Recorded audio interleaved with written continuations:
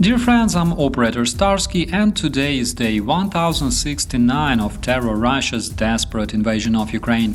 So desperate, so the Russians now deliver handcuffed personnel to the front lines. We'll talk about it today, as well as the frontline updates, recent strikes on the terror Russian territory, a DPRK officer that became good in Kursk, and a new sabotage that took place in the Baltic Sea. This is the frontline focus. Let's roll. 166 attacks were recorded yesterday, and last month we saw approximately 200 plus daily attacks on average. Most attacks, as usual, took place around Kupiansk, Liman, Kramatorsk, Toretsk, Pokrovsk, and Novopavlivka. In the Kursk Oblast, 7 Russian-North Korean attacks were deflected. Again, as we can see, the number of attacks conducted by the Russian terrorist forces is much lower than previously, and I think that this can be explained by lack of supporting armored vehicles. It was discovered recently that the terrorist forces have burned majority of their MTLB vehicles that are used to deliver personnel to the front lines. For example, OSINT researchers noticed that in January this year, Russians only lost 4 MTLBs. According to OSINT, there are almost 1,400 pieces of footage confirming that those vehicles were destroyed. Today, as the Russian stockpiles keep depleting, in most cases the terrorists rely on their light trucks, sometimes customized to add some more protection. Also, please don't forget that Terror Russia is a serious military superpower that aims at fighting against NATO someday.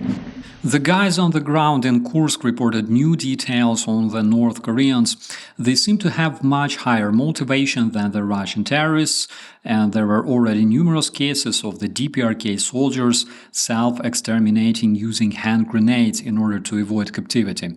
They often pick the bodies of their combatants, but despite that, during the recent failed attack on Ukrainian positions not far from Malolaknya village in Kursk Oblast, Ukrainian defenders managed to capture a body of a North Korean officer. It is suspected that he was a commander of the DPRK Special Force Company, according to ID that was also found with him.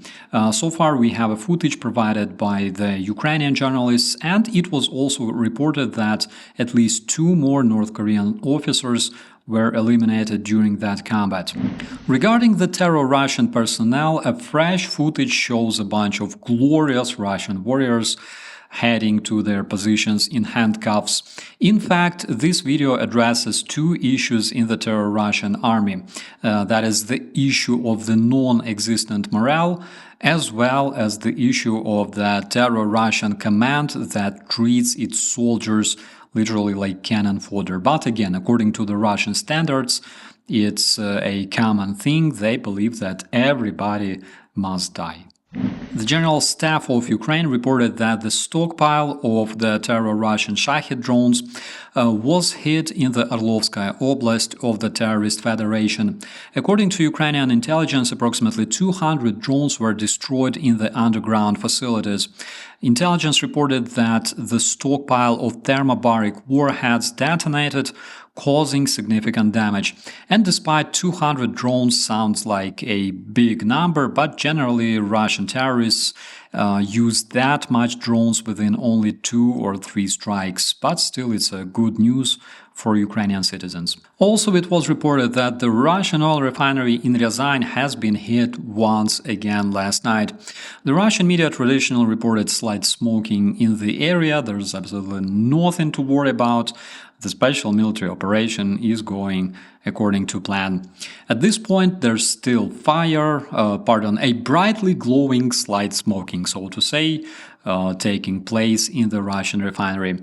And I'm sure that it's not the end, considering Ukraine's giant stockpile of approximately 30,000 drones ready to roll. Swedish authorities launched an investigation due to another case of Undersea Cable being ruptured in the Baltic Sea.